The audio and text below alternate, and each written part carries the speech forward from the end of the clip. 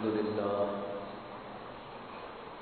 لله نحمده ونستعينه ونستغفره ونؤمن به ونتوكل عليه ونعوذ بالله من شرور أنفسنا ومن سيئات أعمالنا من يهده الله فلا مضل له ومن يضلله فلا هادي له ونشهد أن لا إله إلا الله وحده لا شريك له ونشهد أن سيدنا ومولانا محمدا عبده ورسوله صلى الله عليه وعلى آله وأصحابه وأزواجه وذرياته وسلم تسليما كثيرا كثيرا. أما بعد فقد قال النبي صلى الله عليه وسلم لا حسد إلا في اثنتين رجل آتاه الله مالا فسلته على هلكته في الحق ورجل آتاه الله القرآن فهو يقضي بها ويعلمها أو كما قال صلى الله عليه وسلم. محترم حضرات، غالباً اس سے پہلے 2 جمعہ میں اسی حدیث پاک کے متعلق کچھ ضروری امور آپ حضرات کے سامنے پیش کیے جا رہے تھے. حدیث یہ ہے کہ اللہ کے نبی علیہ السلام نے ارشاد فرمایا کہ رش کرنا مناسب نہیں مگر 2 شخصوں پر. ایک وہ آدمی جس کو اللہ نے مال دولت عطا کی ہو اور اسے حق کے راستے میں خرچ کرنے کی توفیق بھی دی ہو، اور دوسرا وہ آدمی ہے جس کو اللہ نے قرآن کا، دین کا علم عطا کیا ہو اور وہ قرآن کے مطابق زندگی گزارتا ہو اور اس کی تعلیم دیتا ہو. ان 2 شخصوں کو دیکھ کر رش کیا جا سکتا ہے، یعنی یہ خواہش کی جا سکتی ہے کہ اللہ ہمیں ایسا مال دیتا اور ایسا دل بھی دیتا، اللہ ہمیں ایسا علم دیتا اور پھر اس طرح عمل کی توفیق بھی دیتا، دین کی خدمت کرنے کا اللہ موقع عطا کرتا. یہ خواہش کرنا جائز خواہش ہے، بلکہ اچھی خواہش ہے. باقی اور چیزوں کو دیکھ کر آدمی للچائے، رال ٹپکائے، خواہش کرنے لگے، تمنا اور آرزو کرنے لگے تو یہ کوئی چیز نہیں. ان چیزوں کو دیکھ کر دنیاوی مال دولت یا اور کوئی چیز، عہدہ اور منصب، انسان کو رال نہیں ٹپکانا چاہیے، نہ خواہش کرنا چاہیے. میں نے گزشتہ مجلس میں مال والوں کو دیکھ کر خواہش کرنے کے سلسلے میں کچھ مثالیں پیش کی. اللہ نے جن کو مال دیا، دولت دی، ان کو دیکھ کر آدمی رال ٹپکائے. میں نے حضرت ابو بکر صدیق کا ذکر کیا تھا، عمر بن خطاب کا ذکر کیا تھا، حضرت ابو طلحہ کا ذکر کیا تھا اور بعض ذکر کیے، اور بتایا تھا کہ یہ لوگ تھے، ان کو دیکھ کر کوئی رش کرنے لگے. اللہ ہمیں بھی مال دیتا اور ہم بھی ایسا لٹاتے، اللہ کے نام پر خرچ کرتے، اللہ کے نام پر لٹا دیتے. اسی طرح کوئی آدمی کسی عالم کو دیکھ کر، فاضل کو دیکھ کر، جس کی زندگی اللہ والی زندگی ہو، قرآن کے مطابق ہو، عمل اس کا اس کے مطابق ہو، زندگی اس کی دین کی خدمت کے لیے وقف ہو گئی ہو، ایسے عالم کو، فاضل کو دیکھ کر رش کرنے لگے، اے کاش کہ مجھے بھی ایسا علم ملتا، اے کاش کہ میں بھی ایسا عمل میں آگے بڑھ جاتا، تقوی و طہارت کی زندگی گزارتا، اور کاش کہ میں دین کی ایسی علمی خدمت کرتا۔ اگر کوئی آدمی کسی عالم کو، فاضل کو، اور اس کے علم کو، اس کے عمل کو، اس کے تقوی کو، اور اس کی دینی خدمات کو دیکھ کر رشک کرتا ہے، یہ بہت اونچے قسم کا رشک ہے۔ جن لوگوں نے ایسا رشک کیا تو اس کا نتیجہ یہ ہوا کہ وہ پہلے عالم نہیں تھے، اللہ نے ان کو عالم بنا دیا۔ پہلے وہ ایسے لوگ نہیں تھے، عام لوگ تھے، لیکن بعد میں چل کر اللہ نے ان کو عجیب توفیق عطا فرمایا۔ حضرات صحابہ کے درمیان بھی یہ شوق تھا، وہ چاہتے تھے کہ ہم آگے بڑھیں، علم کے لیے آگے بڑھیں، اور ہماری زندگی اس کے مطابق ڈھل جائے۔ نبی اکرم صلی اللہ علیہ وسلم کی خدمت اقدس میں لوگ آتے تھے اور گزارش کرتے تھے، آپ ہمیں ایک دن عطا کر دیجیے۔ عورتوں نے آ کر اللہ کے نبی سے عرض کیا، ان کو مردوں پر رشک آیا۔ بخاری شریف کی حدیث ہے کہ عورتیں آئی نبی اکرم صلی اللہ علیہ وسلم کی خدمت اقدس میں اور کہنے لگی، یا رسول اللہ، مرد تو ہر وقت آپ کو گھیرے ہوئے ہوتے ہیں، جب دیکھو مرد آپ کے پاس آپ کی باتیں سن رہے ہیں، اس کے اوپر عمل کر رہے ہیں، ان کا علم بڑھ رہا ہے، ان کی زندگی سدھر رہی ہے، لیکن ہم عورتیں جائیں تو کہاں جائیں؟ ہم آپ کی خدمت میں کیسے آئیں جب مرد آپ کے پاس میں ہوتے ہیں؟ ہمیں بھی علم کا بڑا شوق ہے، ہمیں بھی علم کا بڑا ذوق ہے، ہم بھی چاہتے ہیں کہ آپ کی باتیں سنیں۔ اس لیے گزارش آپ سے یہ ہے، آپ ہمارے لیے ایک دن مردوں سے ہٹ کر مقرر کر دیجیے۔ بخاری شریف کی حدیث ہے۔ عورتوں نے گزارش کی، نبی اکرم صلی اللہ علیہ وسلم نے فرمایا کہ ٹھیک ہے، ایک دن تمہارے لیے مجلس لگے گی، علم کا حلقہ لگے گا، اس کے اندر عورتیں جمع ہوگی اور ان کے درمیان میں اللہ کے نبی علیہ الصلوۃ والسلام کی باتیں ہوں۔ چنانچہ نبی اکرم صلی اللہ علیہ وسلم ایک دن ان کے لیے مقرر کیے ہوئے تھے، اور اس ایک دن کو اللہ کے نبی نے عورتوں کے لیے خاص کر دیا۔ اس سے معلوم ہوتا ہے کہ مردوں کے علم کو دیکھ کر عورتوں کو شوق ہو گیا، اور انہوں نے یہ چاہا کہ ہمارا علم بڑھ جائے، ہمارا عمل بڑھ جائے۔ اس کو کہتے ہیں رش کرنا۔ امام اعظم ابو حنیفہ رحمۃ اللہ علیہ بھی پہلے عالم نہیں تھے، ایک تاجر تھے، وہ بزنس مین، بہت بڑا بزنس تھا، اور وہ ریشم کا کاروبار کرتے تھے، ریشمی کپڑوں کا کاروبار کرتے تھے، اور ان کا یہ سلسلہ بہت دور دور تک پھیلا ہوا تھا۔ لیکن جب انہوں نے علماء کو دیکھا، علماء کی باتیں سنی، تو ان کے دل کے اندر علم کا جذبہ اور شوق پیدا ہو گیا۔ ایک دفعہ جا رہے تھے، امام شعبی رحمت اللہ علیہ کے گھر کے پاس تھے۔ امام شعبی بہت بڑے عالم تھے، محدث تھے، امام اعظم ابو حنیفہ کے دور میں۔ امام صاحب اس وقت 25 سال کی عمر کے تھے، عالم نہیں تھے۔ 25 سال تک ضروری دینی معلومات تو ان کو تھے، لیکن وہ کوئی بہت بڑے فقیہ، بہت بڑے عالم نہیں تھے۔ چلے جا رہے تھے، امام شعبی اپنے دروازے پہ کسی کام سے کھڑے ہوئے تھے۔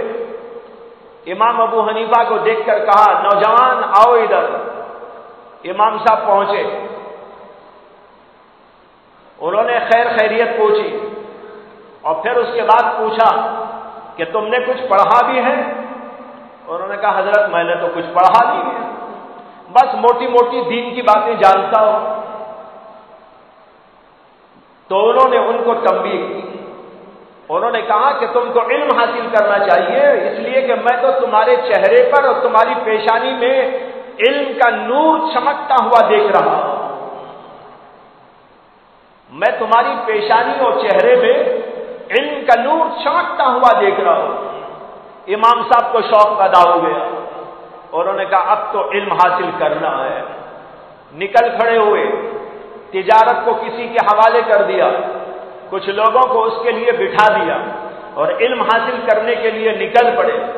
اکابر علماء کی خدمت میں جانے لگے، محدثین کے ہاں پہنچنے لگے، فقہائے کرام کے ہاں پہنچنے لگے، اور ان کے استادوں میں سے سب سے بڑے استاد یہی تھے جن کا نام ابھی لیا، امام شعبی۔ امام شعبی امام ابو حنیفہ کے بہت بڑے استاد، لیکن جب علم کے میدان میں آگے بڑھنے لگے، اللہ نے عقل دی تھی، سمجھ دی تھی، فقہ عطا کیا تھا، تفقہ کی دولت سے مالامال کیا تھا، اور امام صاحب کے 4000 استاد ہیں۔ کتنے؟ 4000 استاد، یعنی 4000 اساتذہ سے انہوں نے جا کر کسی سے چھوٹا کسی سے بڑا علم حاصل کیا۔ اور جو آدمی اتنے اساتذہ سے علم حاصل کیا ہو، اس کے علم کا کیا ٹھکانہ؟ بہت بڑے فقیہ ہو گئے۔ یہاں تک کہ ایک دور وہ آیا، یہی امام شعبی رحمت اللہ علیہ کے پاس ایک آدمی آیا اور اس نے مسئلہ دریافت کیا۔ حضرت نے ایک جواب دیا۔ اس نے کہا کہ حضرت، میں نے آپ کے شاگرد ابو حنیفہ سے بھی یہ سوال کیا ہے، لیکن انہوں نے جواب کچھ اور دیا اور آپ نے جواب کچھ اور دیا ہے۔ انہوں نے کہا کیا جواب دیا ابو حنیفہ نے؟ کہا کہ انہوں نے تو یہ جواب دیا۔ کہا اچھا ٹھیک ہے، جب وہ آئیں گے تو اس کے بارے میں مذاکرہ کروں گا۔ کسی وقت امام ابو حنیفہ اپنے استاد کی خدمت میں گئے تو امام شعبی کو یاد آیا۔ انہوں نے کہا کہ ابو حنیفہ، تمہارے سے کسی نے یہ مسئلہ پوچھا تھا؟ جی ہاں حضرت پوچھا تھا۔ تم نے کیا جواب دیا تھا؟ حضرت میں نے جواب دیا تھا۔ کہا کہ اچھا یہ تم نے جواب کہاں سے دیا؟ دلیل کیا ہے تمہارے پاس؟ جو لوگ سمجھتے ہیں نا کہ فقہائے کرام بے دلیل ہانکتے رہتے ہیں، بے دلیل کوئی فقیہ نہیں کہتا، چاہے ابو حنیفہ ہو، چاہے امام مالک ہو، چاہے امام احمد ہو یا امام شافعی ہو، سب اپنے اپنے دلائل کی بنیاد پر گفتگو کرتے ہیں۔ تو امام شعبی نے کہا کہ آپ نے جواب کہاں سے دیا؟ تو امام ابو حنیفہ نے امام شعبی سے کیا کہا؟ انہوں نے کہا حضرت، میں نے یہ جواب کہاں سے دیا؟ بما قد حدثتنا عن فلاں عن فلاں عن فلاں قال رسول اللہ صلی اللہ علیہ وسلم کذا۔ میں نے جواب اس حدیث کی بنیاد پر دیا ہے جو خود آپ نے مجھے سنائی۔ دیکھو کیا بول رہے، میں اس کا جواب اس حدیث سے میں نے دیا ہے جو حدیث آپ نے مجھ کو سنائی، اور آپ نے کہا کہ آپ کو فلاں نے یہ حدیث بتائی تھی، ان کو فلاں نے بتائی تھی، ان کو فلاں نے بتائی تھی، ان کو اللہ کے رسول نے فرمایا تھا، اور حدیث کا یہ مضمون۔ امام شعبی کہنے لگے اچھا اس سے تم نے یہ مسئلہ نکالا؟ پھر امام شعبی نے ایک عجیب جملہ کہا جس کو تاریخ نے ضبط کر لیا، سنہری حروف کے اندر اس کو لکھا گیا۔ امام شعبی نے ابو حنیفہ سے کہا کہ ابو حنیفہ، یہ حدیث میں اس زمانے سے جانتا ہوں جبکہ ابھی تمہارے ماں باپ کا ملن بھی نہیں ہوا تھا، یعنی شادی ہی نہیں ہوئی، تمہارے ماں باپ کا ملن اور شادی ہی نہیں ہوئی، اس زمانے سے میں یہ حدیث جانتا ہوں، لیکن کبھی میرا ذہن ادھر نہیں گیا جدھر اللہ نے تمہارے ذہن کو پلٹ دیا، اور اس سے تم نے وہ مضمون نکال لیا، وہ جواب نکال لیا جہاں میرا ذہن نہیں گیا۔ پھر انہوں نے کہا انتم الاطباء ونحن الصیادلہ، ہماری مثال تو ایسی ہے جیسے کہ سیادلہ ہوتے ہیں، یعنی کیمسٹ کی دکان میں آپ جا کر دیکھو دوائیوں کا انبار رکھا ہوا ہے، دوائیاں ہی دوائیاں، لیکن دوائیوں کا رکھنے والا یہ نہیں جانتا کہ کون سی دوا میں کیا علاج موجود ہے۔ یہ تو اطباء جانتے ہیں، یہ تو ڈاکٹر جانتے ہیں۔ ڈاکٹر کے پاس دوائی نہیں ہوتی، عقل ہوتی ہے، اور ہم لوگوں کے پاس تو حدیث کا ذخیرہ ہے، لیکن اس کا فہم اللہ نے تم کو عطا کیا۔ میں یہ عرض کر رہا تھا کہ ایک زمانہ ابو حنیفہ کا ایسا گزر گیا کہ علم سے کوئی تعلق نہیں، لیکن رشک آیا انہیں، شوق آیا انہیں، اپنے دل کے اندر ٹھان لیا انہوں نے، اور پھر علم کے سلسلے میں آگے بڑھے، یہاں تک بڑھ گئے کہ ان کے استاد نے بھی ان کو یہ سرٹیفکیٹ عطا کروا دیا۔ ایک دوسرا واقعہ عرض کرتا ہوں تاریخی کا، وہ ہے امام ابو یوسف کا۔ امام ابو یوسف یہ امام اعظم ابو حنیفہ رحمت اللہ علیہ کے بڑے شاگردوں میں سے، بہت اونچے درجے کے فقیہ لوگوں میں سے. ان کا اصل نام ہے یعقوب. ان کے والد نے ان کا نام یعقوب رکھا تھا. بعد میں بڑے ہونے کے بعد ان کی کنیت لگی ابو یوسف. جیسے ابو حنیفہ کا نام تھا نعمان. بہت سے لوگ نہیں جانتے کہ ابو حنیفہ کا نام کیا ہے. ابو حنیفہ کا نام ہے نعمان. ان کے والد کا نام تھا ثابت. نعمان بن ثابت ان کا نام. ابو حنیفہ ان کی کنیت ہے.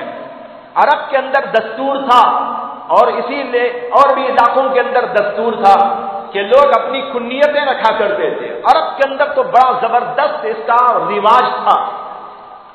یعنی جس کا بچہ پیدا ہوتا تو اسی کے نام سے باپ کی کنیت بنتی تھی. مثلا کسی کا نام ہے کچھ, اس کا بیٹے کا نام رکھا سلمہ, تو اب باپ کا نام ہو گیا ابو سلمہ, یعنی سلمہ کا باپ. اسی طریقے پر ہمارے نبی علیہ السلام کی بھی کنیت ہے اور آپ کی کنیت ہے ابو القاسم. اس لیے کہ ہمارے نبی علیہ السلام کے ایک بیٹے کا نام قاسم تھا, ایک بیٹے عبداللہ تھے, ایک بیٹے طیب تھے, ایک بیٹے قاسم تھے, ایک بیٹے ابراہیم تھے.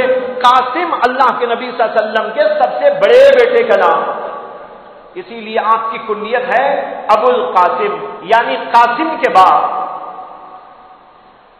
صحابہ کرام تو اللہ کے نبی کو یا رسول اللہ کہتے تھے, یا نبی اللہ کہتے تھے, لیکن کافر لوگ جو حضور کو رسول اللہ نہیں مانتے تھے وہ آپ کو کیسا خطاب کرتے تھے؟ آپ کو کہتے تھے اے ابو القاسم, اے ابو القاسم. یہ تھا رواج. تو ابو حنیفہ کا نام تو ہے نعمان, ان کی کنیت ہے ابو حنیفہ. اسی طرح یعقوب نام تھا ابو یوسف کا, بعد میں چل کر ان کی کنیت ہو گئی ابو یوسف. ان کے جو باپ تھے وہ دھوبی تھے اور ان کا انتقال ہو گیا حضرت ابو یوسف کے بچپن ہی میں. باپ کے انتقال کے بعد ماں نے ان کو لے جا کر گھاٹ پہ چھوڑا اور دھوبیوں کے حوالے کر دیا کہ میرے بچے کو بھی ذرا دھونا سکھا دو اور یہ بھی تمہارے ہاں گھاٹ پہ کام کرے گا اور جو کچھ کے پیسہ مل جائے اس کے ذریعے سے گزر بسر ہوگا, گھر کے اندر کا کام کاج چلے. تو ابو یوسف کو لے گئے بچپن ہی میں, گھاٹ پہ کام پہ لگا دیا. ابو یوسف رحمت اللہ علیہ روزانہ اپنے گھر سے نکلتے, گھاٹ پہ جاتے, کپڑے دھوتے, جو کچھ کے پیسہ ملتا وہ لا کر ماں کے حوالے کر دیتے. ان کے جانے آنے کے راستے میں امام اعظم ابو حنیفہ رحمت اللہ علیہ کا مکان تھا اور وہاں بڑی مجلس لگتی تھی علماء کی. ہر وقت جمع غفیر رہتا تھا علماء کا. علماء آ رہے ہیں, علماء جا رہے ہیں, بیٹھک ہو رہی ہے, مجلس ہو رہی ہے, علمی باتیں پیش کی جا رہی ہے, تذکرہ ہو رہا ہے, تبصرہ ہو رہا ہے, استنباط ہو رہا ہے, استخراج ہو رہا ہے, قرآن کی آیتوں کی تشریح ہو رہی ہے, احادیث کی تشریح ہو رہی ہے, مسائل کو نکالا جا رہا ہے, اس کے اوپر بحث ہو رہی ہے. ایک امام یہ بول رہے ہیں, ایک امام یہ بول رہے ہیں.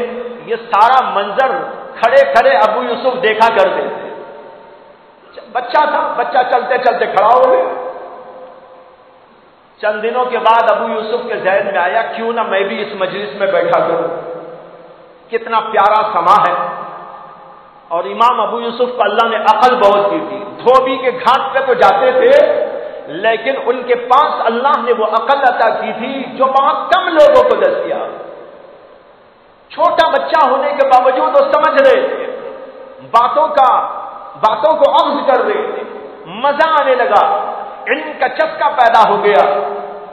پھر انہوں نے یہ شوق اپنا بڑھا کر یہ کیا کہ دھوبی کے گھاٹ پہ جانا چھوڑ دیا اور ابو حنیفہ کی مجلس ہی میں آ کے بیٹھ جاتے, کونے میں بیٹھ جاتے. امام صاحب کی باتیں سنتے اور لوگوں کی باتیں سنتے, مذاکرہ جب ہوتا تھا اس کو بیٹھ کر غور سے سنتے, علم بڑھتا رہتا تھا, بڑا ذوق و شوق پیدا ہو گیا. اب دھوبی کا گھاٹ بھول گئے, ابو حنیفہ کی مجلس میں آ گئے. دھوبی کے گھاٹ سے علم کے گھاٹ پہ آ گئے. اب یہاں بیٹھے گھر چلے گئے. ماں نے پوچھا کہ بیٹا کیا کما کے لایا؟ امی جان آج تو میں گیا نہیں گھاٹ پہ. ارے کیوں نہیں گیا؟ نہیں، وہاں پر ایک علمی مجلس لگی ہوئی تھی، بڑا شوق آیا، بیٹھ گیا۔ اس نے کہا گھر کیسے چلے گا؟ کھائیں گے کیا، پیئیں گے کیا، تجھے میں کیا کھلاؤں گی؟ اور پھر ان کو ڈانٹ کر کہا کل سے برابر گھاٹ پہ جا۔ اب یہاں سے نکلے دوسرے دن، پھر آ کے وہیں بیٹھ گئے۔ پھر رات میں واپس ہوئے تو ماں نے وہی ڈانٹ پلائی اور توجہ دلائی کہ گھر میں کھانے پینے کے لیے کچھ نہیں ہے، جو تم لاتے ہو اسی سے گھر کا گزر بسر ہوتا ہے۔ اب لیکن ابو یوسف کا حال یہ ہے کہ وہ علم کا چسکا ان کے دل میں پیدا ہو گیا جو ان کو مجبور کر رہا ہے کہ وہی جائے۔ جب 2-4 دن 5-6 دن ایسے گزر گئے، ماں کو بہت غصہ آ گیا۔ ماں نے کہا چلو دیکھتی ہوں وہ کون ہے ابو حنیفہ، میرے بچے کو بگاڑ رہا ہے، گھاٹ پہ جانے نہیں دیتا، اپنی مجلس میں بٹھا دیتا ہے، چلو دیکھتی ہوں اسے۔ بڑا جوش آ گیا ماں کو ابو یوسف کی، اور بچے کو لے کر وہ آ گئی ابو حنیفہ کی مجلس میں، اور امام صاحب تو اندر بیٹھ کر گفتگو کر رہے تھے، یہ باہر کھڑے ہو کے شور مچانے لگے کہ میرے بچے کو بگاڑ دیا، میرے بچے کا یہ وقت ضائع کر دیا، یہ گھاٹ پہ نہیں جاتا، یہ کون بیٹھا ہوا ہے، یہ ہے اور وہ ہے۔ اب یہ جو زور شور ہوا تو لوگ آ کے جمع ہو گئے۔ امام صاحب کی بھی توجہ ہوئی کہ بھائی کچھ ہو رہا ہے باہر۔ پوچھا کہ کیا ہے قصہ؟ کہا حضرت ایک عورت آئی ہے، اپنے بچوں کو لے کے آئی ہے، شور کر رہی ہے۔ کہا بلاؤ، کیا قصہ ہے پوچھیں گے۔ وہ عورت کو بلایا، پوچھا کیا ہے؟ کہا یہ میرا بچہ ہے گھوبی، اس کا باپ تھا مر گیا، اور اس کے بعد میں نے اس کو گھاٹ پہ کام پہ لگایا، لیکن یہ روزانہ آپ کی مجلس میں بیٹھ جاتا ہے، میرا گھر کیسے چلے گا، میرا گزر بسر کیسے ہوگا، میرا تو گزر بسر اسی کی کمائی پر تھا، اب یہ آپ کی مجلس میں بیٹھے ہیں۔ انہوں نے کہا میں کیا کروں بھائی، وہ بیٹھ گیا تو میں نے تو منع نہیں، میں نے تو اس کو بلایا نہیں۔ لیکن بہرحال بعض چیزیں جو ہے نا بعضوں کی سمجھ میں نہیں آتی، وہ عورت کی تو سمجھ میں نہیں آیا، وہ بس شور کرنے لگی۔ تو امام صاحب نے کہا اچھا بچے سے پوچھتے ہیں کیا قصہ ہے۔ ابو یوسف سے پوچھا کہ بیٹا تم یہاں کیوں آتے ہو؟ کہا کہ ماں نے تو گھاٹ پہ مجھے لگایا، لیکن میں آپ کی مجلس پہ گزرتا تھا، مجھے علم کا ذوق آ گیا، شوق آ گیا، اب میرا جی چاہتا ہے کہ میں بھی عالموں میں سے شمار ہو جاؤں، میں بھی عالم و فاضل بن جاؤں، میرا بڑا جی چاہتا ہے میں آپ کی مجلس میں بیٹھا کروں۔ امام صاحب نے کہا ماں سے کہ دیکھو تمہارا بیٹا از خود آ رہا ہے، اچھا یہ بتاؤ کہ یہ بچہ گھاٹ پہ جا کے کتنا کما کے لاتا ہے روز؟ اس نے بتایا کہ اتنا لاتا ہے۔ امام صاحب نے کہا کہ اگر تم کو یہ اچھا لگتا ہو کہ تمہارا بیٹا بھی عالم و فاضل بن جائے تو تم ایسا کرو کہ اس بچے کو میرے حوالے کر دو، اور روزانہ جتنی کمائی وہ کرتا تھا اتنی کمائی میرے سے تم لے لیا۔ اللہ اکبر۔ امام صاحب نے کہا میرے سے اس سے پیسے لے لیا، میں روزانہ اس کو دے دیا کروں گا۔ انہوں نے کہا مجھے تو یہی چاہیے، اگر میرا بیٹا عالم بھی بنتا ہے پیسہ بھی مجھے ملتا ہے تو اشکال کیا؟ بہت اچھا۔ چنانچہ ابو یوسف اس کے بعد امام صاحب کی مجلس میں آنے لگے۔ امام ابو حنیفہ نے جب پہلی دفعہ ابو یوسف کو اپنے سامنے بٹھایا تھا اور نصیحتیں فرمائی، توجہ دینا، علم حاصل کرنے میں جی لگانا، پوری توجہ کے ساتھ میں پڑھتے رہنا، کوئی وقت کھیل کود میں نہ گزارنا، یہ سب کہتے کہتے ابو یوسف سے امام اعظم ابو حنیفہ نے فرمایا کہ تم جب لکھ کر پڑھ کر عالم و فاضل بن جاؤ گے تو یعقوب، ان کا نام یعقوب تھا، کہہ چکا ہوں میں، تو کہنے لگے یعقوب تمہارا اس وقت کیا حال ہوگا جبکہ تم بادشاہ کے ساتھ بیٹھ کر پستے کا حلوہ کھا رہے ہو۔ اب ابو یوسف بچے تھے، ان کو کیا سمجھ میں آئے گا بادشاہ کے ساتھ بیٹھ کر پستے کا حلوہ؟ غریب کے گھر میں پستہ آتا نہیں، وہ تو بیچارے پستے رہتے ہیں، وہ تو بیچارے پستے رہتے ہیں، پستہ کہاں سے آئے گا ان کے پاس؟ اس یہ تصور بھی نہیں تھا، بچے نے کبھی نام بھی نہیں سنا تھا، لیکن فہم بصیرت تھی، دل میں بات کو بٹھا لیا کہ کچھ بات ہے۔ تو ابو حنیفہ نے کہا یعقوب تمہارا اس وقت کیا حال ہوگا یا جب کہ تم بادشاہ کے ساتھ بیٹھ کر پستے کا حلوہ کھا رہے ہو؟ خیر زمانہ آیا اور گزرا، ابو یوسف پڑھنے لگے اور پڑھتے پڑھتے پڑھتے بہت اونچے مراتب پر فائز ہو گئے، بہت بڑے عالم، بہت بڑے فاضل، بہت بڑے محدث، بہت بڑے فقیہ، یہاں تک کہ پھر ابو حنیفہ رحمۃ اللہ علیہ کا انتقال ہو گیا، بہت اونچے مقام پر یہ پہنچے۔ ہارون الرشید کا زمانہ تھا، ہارون الرشید نے اپنے زمانے میں ان کو چیف جسٹس کے عہدے پر فائز کیا۔ چیف جسٹس یعنی تمام مملکت اسلامیہ میں سب سے بڑا عہدہ تھا، قضاوت کا عہدہ، اس کے اوپر ان کو فائز کر دیا۔ وہ بہت بڑے قاضی ہو گئے، دنیا بھر میں اللہ نے ان کو نام عطا فرمایا۔ علم میں تفقہ میں تو تھے ہی، عمل میں تقوی میں اعلیٰ درجے کے، اور پھر منصب بھی اتنا اونچا۔ بادشاہ کبھی کبھی امام ابو یوسف سے فرماتے تھے کہ قاضی صاحب میرا شوق ہے، میری تمنا ہے کبھی آپ میرے گھر آ کر کھانا کھا لیجیے۔ وہ کہتے بہت اچھا۔ ہارون رشید ان کو اپنے گھر بلاتے، کھانا کھلاتے، بڑے آئٹمز بناتے۔